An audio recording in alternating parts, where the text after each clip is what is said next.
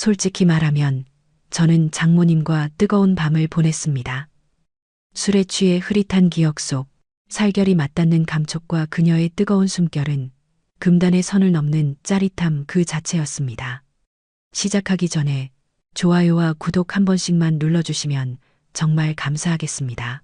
더 재미있는 이야기를 만드는데 큰 힘이 됩니다. 그럼 제 소개부터 할게요.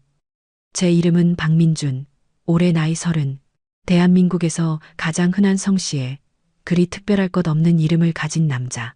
대기업의 번듯한 명함을 가지고 있지만 실상은 거대한 톱니바퀴 속 이름 없는 부품처럼 살아가는 이 시대의 평범한 직장인입니다.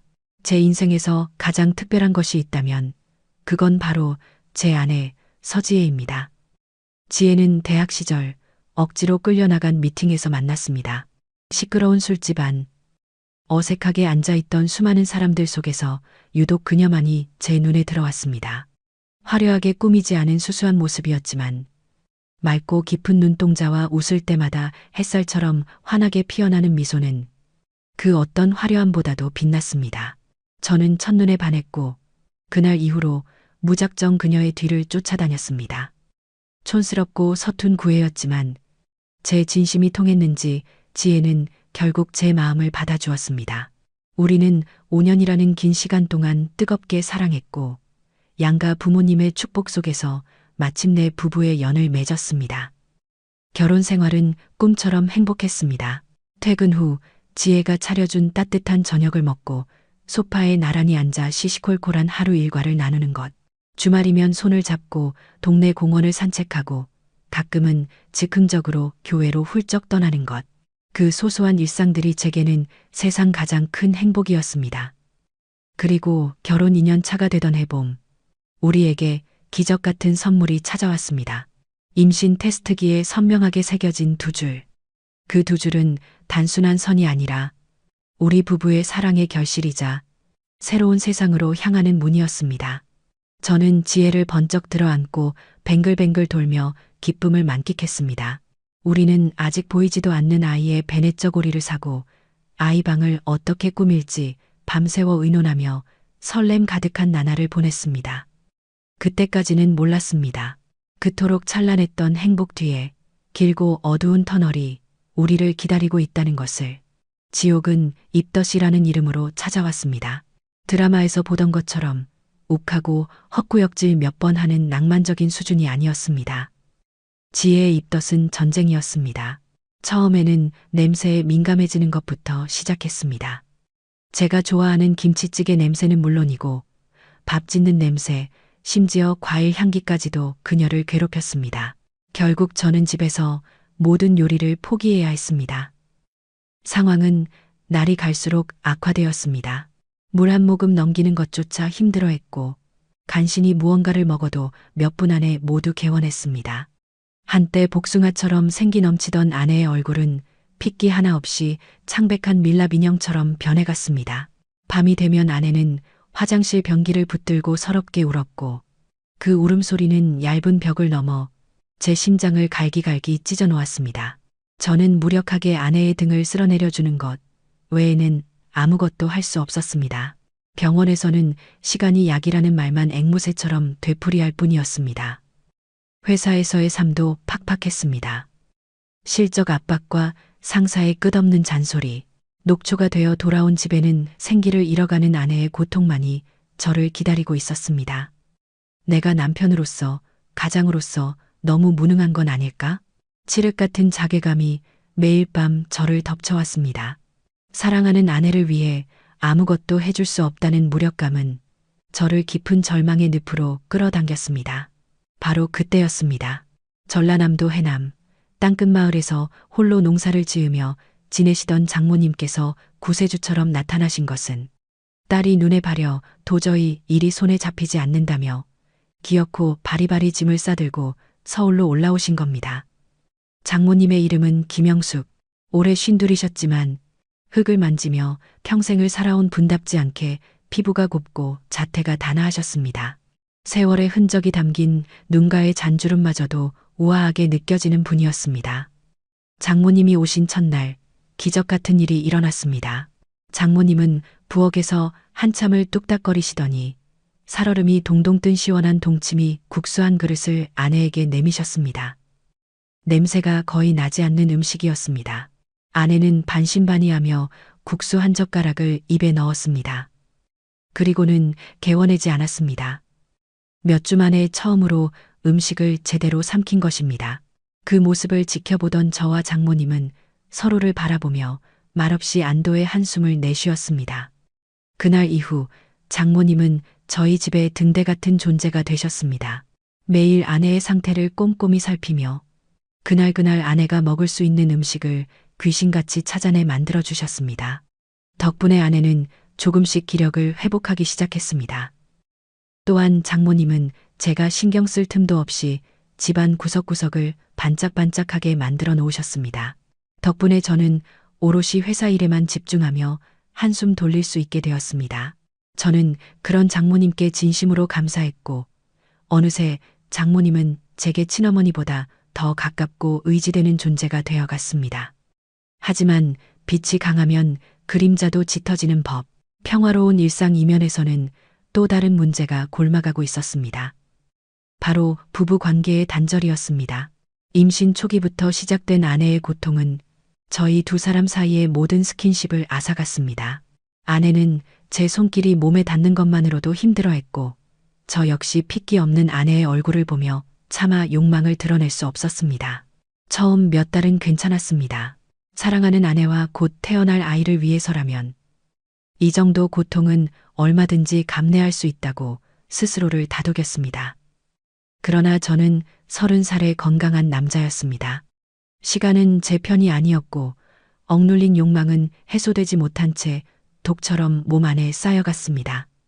밤이 되면 텅 빈 옆자리의 냉기가 유독 뼈에 사무쳤습니다. 잠 못 이루는 밤이면 저는 어둠 속에서 조용히 욕망을 삼켜야 했습니다. 아내를 사랑하는 마음과는 별개로 제 몸은 본능적인 갈증에 타들어가고 있었습니다. 그 갈증은 저를 서서히 그러나 확실하게 잠식해 들어왔습니다. 지옥 같던 10달이 지나고 아내는 제왕절개 수술 끝에 3.2kg의 건강한 아들을 낳았습니다. 쭈글쭈글한 얼굴에 베넷짓을 하는 작은 생명체를 품에 안는 순간 그간의 모든 고통과 서름이 눈 녹듯 사라지는 기분이었습니다. 하지만 출산 역시 끝이 아닌 새로운 시작이었습니다. 수술 부위의 통증, 낯선 육아에 대한 공포와 스트레스는 아내를 벼랑 끝으로 내몰았습니다. 결국 우리는 병원과 연계된 고급 산후조리원에서 2주간 몸을 추스르기로 결정했습니다. 아내와 갓 태어난 아들이 조리원으로 들어간 날, 텅 빈 집에 돌아오니 이상한 해방감과 함께 감당할 수 없는 외로움이 동시에 밀려왔습니다. 아이의 울음소리와 아내의 잔소리로 가득 찼던 공간이 숨막히는 정적으로 채워졌습니다. 그리고 그 집에는 저와 장모님 단둘만이 남게 되었습니다. 민준 서방, 저녁은 먹었는가? 내가 간단하게 뭐라도 차려줄까? 아닙니다, 장모님. 저녁 생각 별로 없네요. 그냥 좀 쉬겠습니다. 저는 장모님의 따뜻한 제안을 애써 거절하고 제 방으로 들어왔습니다. 왠지 모를 어색함이 목을 조르는 것 같았기 때문입니다. 장모님은 제게 한없이 고마운 분이었지만 성인 남자와 성인 여자가 단둘이 한 공간에 남겨졌다는 사실이 마치 현미경으로 들여다본 것처럼 선명하게 의식되기 시작했습니다. 그날 밤 저는 잠을 이룰 수 없었습니다. 고요한 집안에는 제 심장 소리와 냉장고 돌아가는 소리만이 가득했습니다. 몇 달간 강철 같은 이성으로 억눌러왔던 욕망이 마침내 고삐 풀린 야수처럼 울부짖기 시작했습니다. 머릿속에서는 안 돼, 박민준. 넌 아내를 배신할 수 없어라는 이성의 목소리와 딱 한 번만 이건 배신이 아니야. 그저 해소일 뿐이야 라는 악마의 속삭임이 치열하게 싸웠습니다. 그리고 그 싸움의 승자는 언제나처럼 악마였습니다. 저는 조심스럽게 방문을 열고 거실로 나갔습니다. 장모님 방문에서는 규칙적인 숨소리가 새어 나오고 있었습니다. 안도한 저는 발소리를 죽인 채 서재로 향했습니다. 그리고 제 인생 최악의 실수를 저지르고야 말았습니다. 긴장이 풀린 탓인지 서재문을 닫는 것을 깜빡 잊은 것입니다. 저는 컴퓨터를 켜고 아주 익숙하고 능숙한 손놀림으로 즐겨찾기 폴더 깊숙이 숨겨둔 성인 사이트에 접속했습니다. 화면 가득 펼쳐지는 자극적인 영상들은 제 마지막 남은 이성의 끈을 가차없이 끊어버렸습니다. 헤드폰을 타고 흘러나오는 날것의 신음소리는 현실의 정적을 깨고 제 귓속을 뜨겁게 파고들었습니다. 저는 더 이상 참을 수 없다는 생각에 조용히 의자에서 내려와 바닥에 무릎을 꿇었습니다. 그리고는 오랜 시간 굶주렸던 제 자신을 위로하기 시작했습니다. 온 신경이 예민하게 곤두서고 숨소리가 거칠어지며 모든 것이 폭발하기 직전에 그 찰나 끼익 등 뒤에서 세상 모든 소리를 집어삼킬 만큼 크고 선명하게 문 열리는 소리가 들렸습니다. 심장이 쿵하고 바닥을 뚫고 지하 벙커까지 추락하는 기분이었습니다. 온몸에 피가 역류하는 것 같았습니다. 아닐 거야. 제발 아닐 거야. 현실을 부정하며 뻣뻣하게 굳은 목을 마치 녹슨 기계처럼 삐걱거리며 천천히 돌렸습니다. 그리고 저는 보고야 말았습니다. 활짝 열린 문틈으로 이 세상의 것이 아닌 듯한 표정으로 저를 쳐다보고 있는 장모님을 장모님의 얼굴에는 단순한 충격이나 놀라움 같은 단편적인 감정이 아니었습니다. 깊은 경멸과 혐오, 어찌할 바를 모르는 당혹감, 그리고 딸을 가진 어미로서 느끼는 약간의 연민이 뒤섞인 그야말로 형언할 수 없는 표정이었습니다. 시간은 엿가락처럼 늘어졌습니다. 모니터에서는 여전히 민망한 소리가 배경음악처럼 흘러나오고 있었고 저는 바지를 내린 추하고 꼴사나운 모습으로 그 자리에 화석처럼 굳어 있었습니다. 장모님 목소리가 갈라져 나왔습니다. 혀가 마비되어 제대로 된 단어를 만들어내지 못했습니다. 장모님은 아무 말도 하지 않았습니다. 그저 저를 제 추악한 욕망의 현장을 꿰뚫어 볼 듯이 쳐다보기만 할 뿐이었습니다.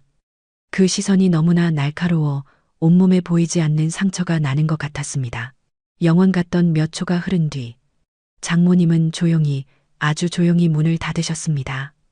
철컥 경첩이 맞물리는 그 작은 소리는 제 인생의 한 챕터가 끝났음을 알리는 장송곡처럼 들렸습니다. 저는 그 자리에 힘없이 주저앉았습니다. 온몸에서 기운이 빠져나가고 식은땀이 등줄기를 타고 폭포수처럼 흘러내렸습니다. 끝났다. 내 결혼 생활도, 내 인생도 모든 게 끝났다. 머릿속이 하얗게 비어버렸습니다. 아내가 이 사실을 알게 되면 나를 벌레 보듯 경멸하겠지? 상상만으로도 숨이 막혀왔습니다. 그날 밤 저는 단 한숨도 자지 못한 채 서재 바닥의 차가운 냉기를 느끼며 뜬 눈으로 지옥 같은 시간을 보내야 했습니다. 다음 날 아침 식탁에 앉은 저는 사형 집행을 기다리는 죄수와 같았습니다. 장모님께서 차려주신 북엇국에서는 비린내만 진동하는 것 같았고 밥알은 마치 유리 조각처럼 목구멍을 긁어댔습니다. 고개를 푹 숙인 채 장모님의 시선을 피하기만 했습니다. 수저 부딪히는 소리만이 망치 소리처럼 어색하게 식탁 위를 맴돌았습니다. 이 숨막히는 침묵을 깨고 무릎이라도 꿇고 빌어야 하나 수십 번을 고민했지만 입이 떨어지지 않았습니다. 그때 장모님께서 먼저 그 무거운 침묵을 깨셨습니다. 민준 서방. 네. 장모님. 저는 올 것이 왔다는 생각에 눈을 질끈 감았습니다. 심장이 발소리를 내며 목구멍까지 치고 올라오는 기분이었습니다. 어젯밤 일 말인데 죄송합니다. 제가 죽을 죄를 졌습니다. 저도 모르게 외치듯 사죄의 말이 튀어나왔습니다. 장모님은 제 돌발 행동에 잠시 놀란 듯 했지만 이내 차분한 목소리로 말을 이었습니다. 나 아무한테도 말 안 할 걸세. 예상치 못한 말에 저는 고개를 들 수 없었습니다. 얼굴이 불타는 듯 뜨거웠습니다. 자네 심정 내가 왜 모르겠나. 혈기왕성한 젊은 나이에 지혜가 임신하고 출산하는 동안 자네도 마음고생 많았겠지. 내가 이해 못할 것도 아니야. 차라리 욕을 하고 뺨이라도 한 대 올려붙이셨다면 마음이 덜 비참했을 겁니다. 저를 이해한다는 듯한 그 관용 섞인 말씀이 오히려 날카로운 칼이 되어 제 양심을 더욱 깊숙이 찔러왔습니다. 하지만 장모님은 젓가락을 내려놓고 저를 똑바로 쳐다보며 말했습니다. 그렇다고 그게 올바른 방법은 아닐세. 혹시라도 밖에 나가서 딴 생각 품을까봐 내가 걱정이 돼서 하는 말이야.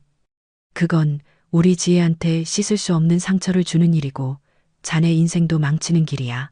정 힘들면 나중에 지혜 몸 좀 괜찮아지면 부부 상담이라도 같이 받아보는 게 어떻겠나? 전문가의 도움을 받는 게 부끄러운 일은 아니야. 죄송합니다, 장모님. 정말 면목이 없습니다. 저는 진심을 다해 고개를 숙였습니다. 눈물이 핑 돌아 시야가 흐려졌습니다. 제 추악한 모습을 보고도 저를 꾸짖기보다 제 미래와 제 가정을 먼저 걱정해 주시는 장모님 앞에서 저는 한없이 작아졌습니다. 됐네. 사내 자식이 뭘 그런 거 가지고 오늘은 그냥 나랑 술이나 한잔하면서 다 털어버리세. 속에 담아두면 병되는 법이야. 장모님은 자리에서 일어나 냉장고에서 소주 2병과 오징어, 땅콩 같은 마른 안주를 꺼내 오셨습니다. 그렇게 저와 장모님의 제 인생을 송두리째 바꿔놓을 기묘하고도 위험천만한 술자리가 시작되었습니다. 거실 테이블에 마주 앉았지만 어색함에 쉽게 술잔을 들지 못했습니다. 장모님께서 먼저 잔을 채워 제게 건네셨습니다. 자, 밖에. 인생 살다 보면 이런 일도 있고 저런 일도 있는 거지. 너무 마음에 담아두지 말게. 저는 두 손으로 공손히 잔을 받아 단숨에 들이켰습니다. 씁쓸한 알코올이 식도를 타고 뜨겁게 흘러내렸습니다. 그렇게 몇 잔의 술이 오가자 팽팽하게 당겨져 있던 긴장의 끈이 서서히 느슨해지기 시작했습니다. 우리 지혜 아빠, 그러니까 자네 장인어른도 술을 참 좋아했지.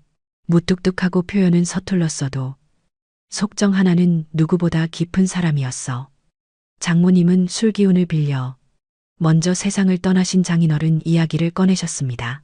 젊은 시절의 연애담, 결혼 후 겪었던 가난과 고생, 그리고 홀로 지혜를 키우며 느꼈던 외로움과 서러움을 담담하게 털어놓으셨습니다.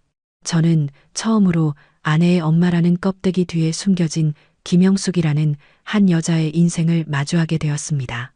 평생을 가족을 위해 헌신하고 희생하며 살아온 그녀의 삶의 무게가 술잔의 무게보다 더 무겁게 제 마음에 와 닿았습니다.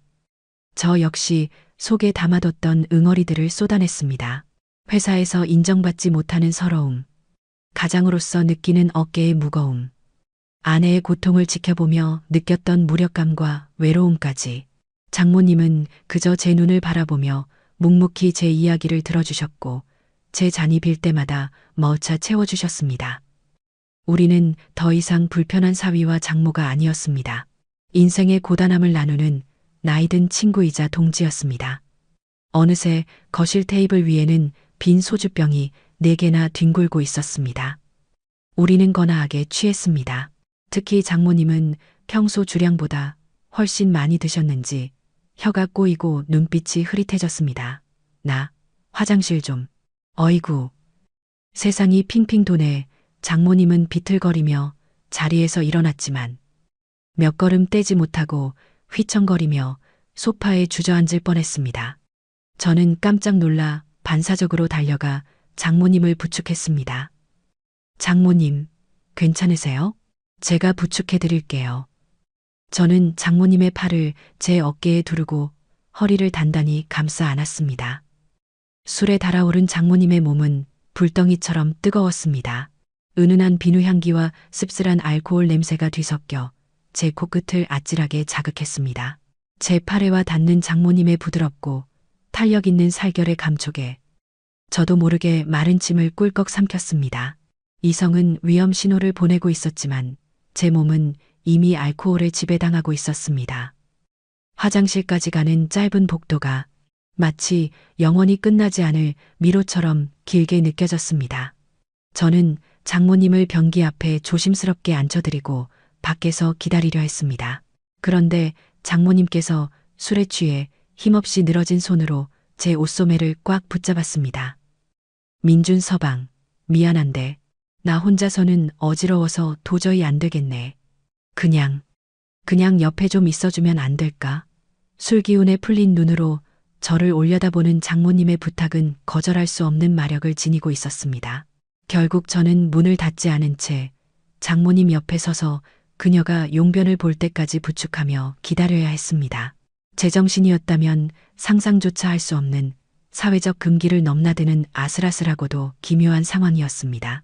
하지만 술기운 때문인지 혹은 이미 어젯밤의 사건으로 인해 제 도덕적 경계가 허물어진 탓인지 그 순간에는 수치심보다 묘한 흥분과 호기심이 더 크게 느껴졌습니다.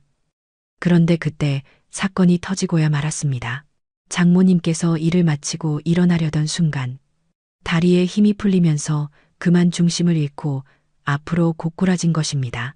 저는 놀라서 급히 장모님을 붙들었지만 그 과정에서 샤워기 꼭지에 부딪히며 물이 쏟아져 나왔습니다. 차가운 물줄기가 저와 장모님의 몸을 속수무책으로 적셨습니다. 특히 장모님께서 입고 있던 얇은 실크 잠옷은 물에 젖어 속살이 그대로 비쳐 보일 정도였습니다.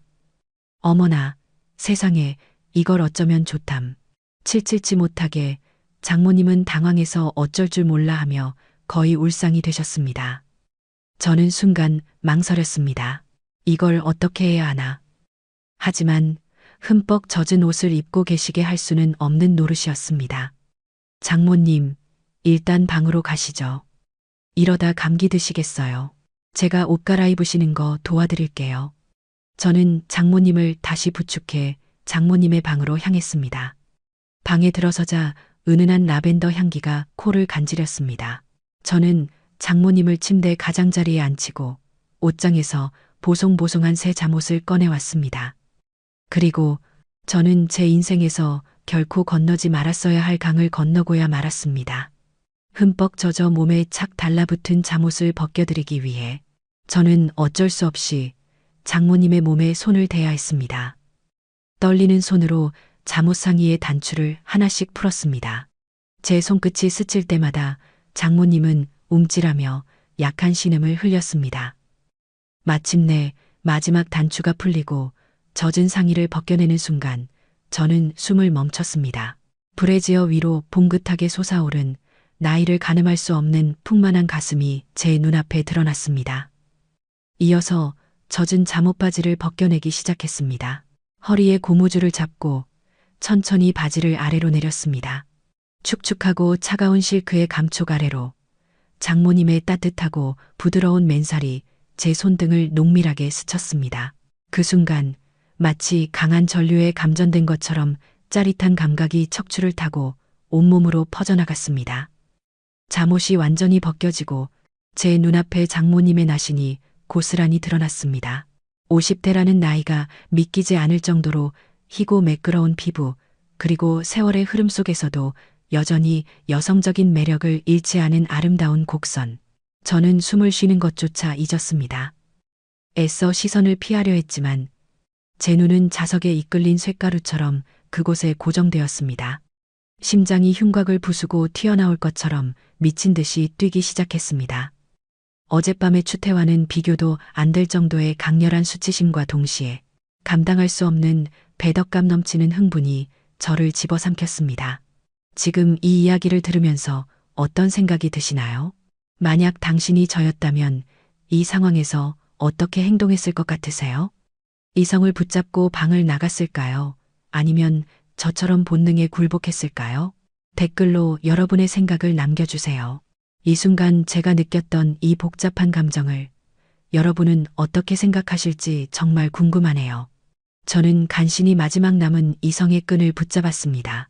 최대한 아무렇지 않은 척 기계적인 동작으로 수건을 가져와 장모님의 젖은 몸을 닦아드리고 새 잠옷을 입혀드렸습니다. 그 짧은 순간이 마치 한 편의 슬로우 모션 영화처럼 영원처럼 느껴졌습니다. 제 손길이 닿을 때마다 장모님의 몸은 미세하게 떨리고 있었습니다. 그것이 추위 때문인지 아니면 다른 감정 때문인지는 알 수 없었습니다. 고맙네. 민준 서방 장모님은 술기운과 민망함에 얼굴이 잘 익은 사과처럼 붉어져 있었습니다. 저를 제대로 쳐다보지도 못하고 고개를 푹 숙이고 있었습니다. 아닙니다. 그럼 푹 주무십시오. 저는 장모님을 침대에 눕혀드리고 이불을 목까지 꼼꼼히 덮어드린 뒤 도망치듯 방을 빠져나왔습니다. 제 방으로 돌아와 침대에 그대로 쓰러졌습니다.